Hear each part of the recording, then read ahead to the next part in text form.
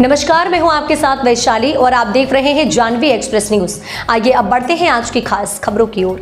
रीवा सेवानिवृत्त doctor BL Mishra MD medicine क्षेत्रीय संचालक स्वास्थ्य एक्सक्लूसिव बातचीत के दौरान मीडिया के माध्यम से बताया गया कि आसपास कहीं पानी ना रुकने दे नहीं तो मच्छर पैदा होने से बीमारी बढ़ने का खतरा बना रहता है और जब सोए हमेशा मच्छरदानी का उपयोग करें। इसी कड़ी में तंबाकू का उपयोग न करने का DBL मिश्रा के द्वारा आम जनता से अपील की गई। आइए सुनते हैं डॉक्टर ने क्या कहा। कैमरामैन जागेश्वर मिश्रा के साथ संपादक प्रदीप कुमार तिवारी, जानवी एक्सप्रेस न्यूज की खास रिपोर्ट। मैं प्रदीप कुमार तिवारी से संपादक जानवी एक्सप्रेस से। आज मैं डॉक्टर साहब BL मिश्रा जी से पूछना चाहता हूं, कभी अभी आप वर्तमान समय में रिटायरमेंट हुए हैं और शुरू से ही आप समाज सेवा में जुड़े रहे हैं और जो गंभीर बीमारियां जो गर्मी के समय में चल रही हैं उसके बारे में आप जो है मार्गदर्शन करें। पहले तो हम आपका परिचय जानना चाहेंगे सर। नमस्कार हमारे चैनल में। नमस्कार, धन्यवाद तिवारी जी। मैं डॉक्टर BL मिश्रा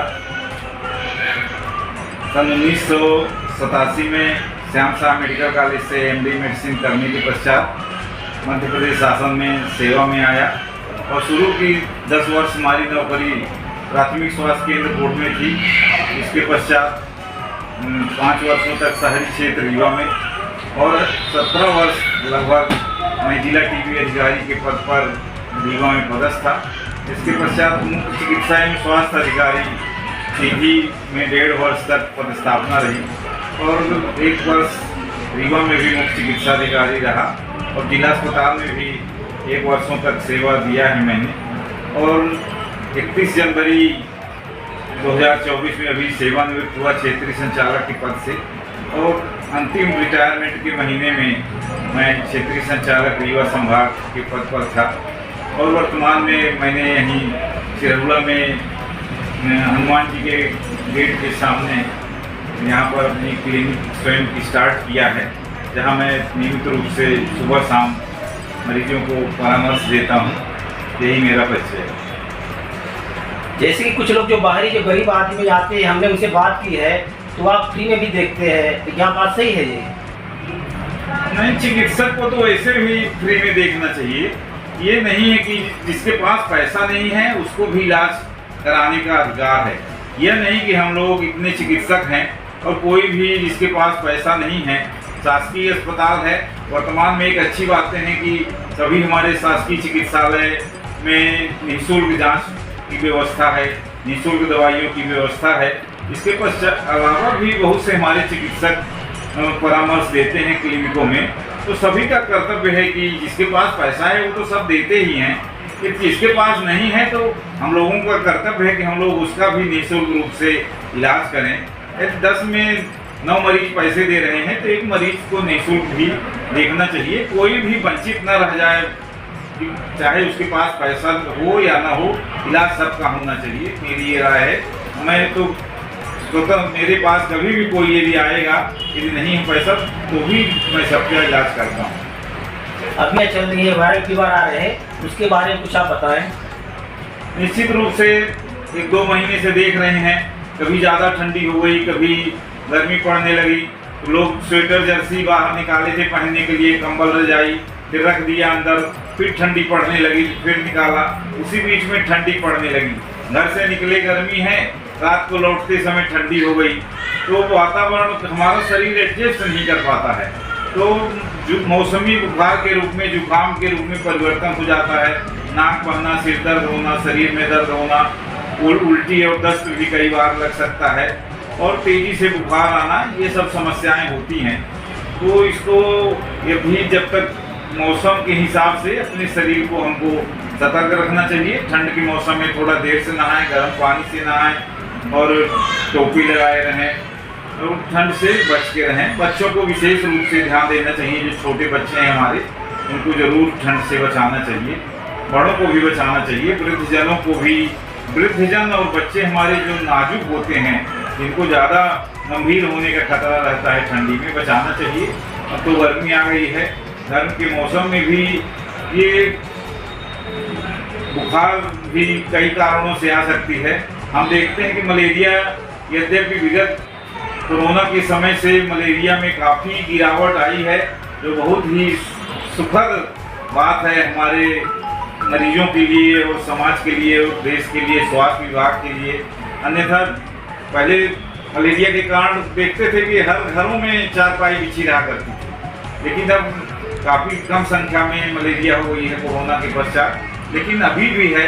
हमारी अब सभी से, आमजन से अपील है कि अपने आसपास पानी एकत्र न होने दें ताकि मच्छरों का उत्पत्ति न हो, और मच्छरदानी लगा के अवश्य सोएं। गर्मी है तो मच्छरदानी लगा के कूलर चला लीजिए, ठंडी है तो मच्छरदानी लगा के रजाई ओढ़ लीजिए, लेकिन मच्छरदानी जरूर लगाना चाहिए। इससे बहुत हमारे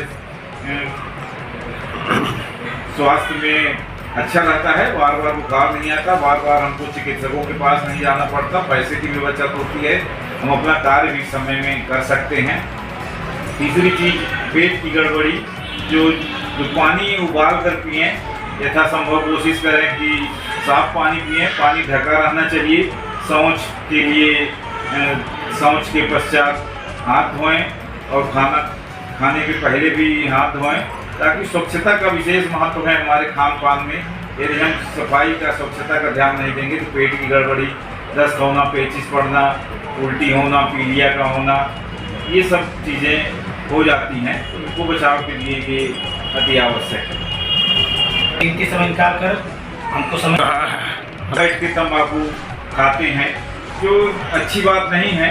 तंबाकू के दुष्परिणाम भी हैं। और पुराने समय में तंबाकू की खेती हुआ करती थी। मुझे याद है छोटे में लोग खेती करते थे। अब जो काफ़ी कम संख्या हो गई, मुझे दिखता नहीं कोई रीवा जिला में कहीं खेती होते हुए। अब व्यापारी कहीं बाहर से आती तंबाकू, उसमें जो सबसे दुखद पहलू है कि ये केमिकल मिला देते हैं व्यापारी लोग, केमिकल मिला देते हैं, उसको गुटखा में मिला देते हैं। तो केमिकल ये सुगंधित तो रहता है, खाने में अच्छा रहता है, सुगंध आती है, स्मेल अच्छी आती है, लेकिन ये कैंसरस होते हैं। तो तंबाकू खाना वैसे भी जहरीला है, बहुत से नुकसान हैं। और ये समझिए आपकी कुछ कैंसर अभी मुंह से चालू करें, होंठ से, जीभ में, मुंह के अंदर, टांसिल में। लोकसभा चुनाव को शांतिपूर्ण संपन्न कराने को लेकर ओबरा कोतवाली में गुरुवार की देर शाम क्षेत्राधिकारी ओबरा एवं मध्य प्रदेश के सीमावर्ती मोरवा एसडीओपी की देखरेख में एक संयुक्त बैठक आयोजित की गई। बैठक में क्षेत्राधिकारी ओबरा डॉक्टर चारू द्विवेदी एवं मोरवा अनुविभागीय अधिकारी कृष्ण कुमार पांडे व निरीक्षक अशोक सिंह परिहार ने आगामी लोकसभा चुनाव को लेकर आपस में बॉर्डर के अपराधियों की सूची एक दूसरे को साझा किया। बैठक में सीमावर्ती बीट अधिकारी एवं पुलिस कर्मियों की मौजूदगी में बॉर्डर के विभिन्न इलाकों में संयुक्त अभियान चलाने पर सहमति बनी। बैठक में क्षेत्राधिकारी ओबरा डॉक्टर चारू द्विवेदी ने बताया कि लोकसभा चुनाव को सकुशल संपन्न कराने को लेकर मध्य प्रदेश एवं उत्तर प्रदेश पुलिस संयुक्त रूप से अपराधियों को चिन्हित कर अभियान चलाकर चुनाव में गड़बड़ी करने वालों पर नजर रखते हुए कठोर कार्रवाई करने की तैयारी की है। Subdivisional officer Morwa Krishna Kumar Pandey ने बताया कि ओबरा संसदीय क्षेत्र से कन्हारा एवं खनहना 2 बॉर्डर लगते हैं। इन दोनों बॉर्डर पर लगातार वाहनों का चेकिंग अभियान चलाया जा रहा है, जिसकी शुरुआत भी की जा चुकी है। भारत निर्वाचन आयोग द्वारा लोकसभा निर्वाचन 2024 के लिए संसदीय निर्वाचन क्षेत्र 11 सीधी सिंगरौली के लिए नियुक्त सामान्य प्रेक्षक श्री अभिषेक कृष्णा IAS की अध्यक्षता में सिंगरौली जिले के कलेक्ट्रेट सभागार में नोडल अधिकारियों के साथ बैठक आयोजित हुई। बैठक में कलेक्टर एवं जिला निर्वाचन अधिकारी चंद्रशेखर शुक्ला एवं पुलिस अधीक्षक निवेदिता गुप्ता के द्वारा भारत निर्वाचन आयोग द्वारा नियुक्त प्रेक्षक का स्वागत करते हुए लोकसभा निर्वाचन के लिए सिंगरौली जिले में की गई व्यवस्थाओं के संबंध में विस्तार से अवगत कराते हुए आश्वस्त किया गया कि पूरी टीम आयोग के निर्देशानुसार पूरी निष्पक्षता और पारदर्शिता से लोकसभा निर्वाचन को शांतिपूर्ण ढंग से संपन्न कराने के लिए बेहतर तालमेल तथा समन्वय स्थापित कर कार्य करेगी। सामान्य प्रेक्षक अभिषेक कृष्णा ने उपस्थित अधिकारियों से पर्चा प्राप्त कर निर्देश दिए कि सीधी सिंगरौली तथा शहडोल जिले ईवीएम मशीनों के संबंधित नोडल अधिकारी आपसी समन्वय बनाकर अपने अपने क्षेत्र में ईवीएम की उचित व्यवस्था बनाए रखें। उन्होंने निर्वाचन कार्य में लगने वाले माइक्रो ऑब्जर्वर सहित निर्वाचन हेतु पीठासीन अधिकारियों की जानकारी लेने के बाद दिए कि अनिवार्य रिपोर्टिंग ड्यूटी के साथ इनकी सूची भी तैयार रखें। उन्होंने निर्देश दिया कि सिविजिल में दर्ज होने वाली शिकायतों का तत्परता के साथ निराकरण कराएं। उन्होंने निर्देश दिए कि शैडो एरिया में वेबकास्टिंग कराएं। उन्होंने गर्मी के प्रकोप को देखते हुए मतदान केंद्रों में पेयजल की समुचित आपूर्ति तथा छाया दिव्यांगों के लिए व्हीलचेयर की व्यवस्था कराने के निर्देश दिए। बैठक के दौरान जिला पंचायत के मुख्य कार्यपालन अधिकारी गजेंद्र सिंह नागेश सहित कई लोग मौजूद रहे। तमाम महत्वपूर्ण खबरों के लिए देखते रहिए जानवी एक्सप्रेस।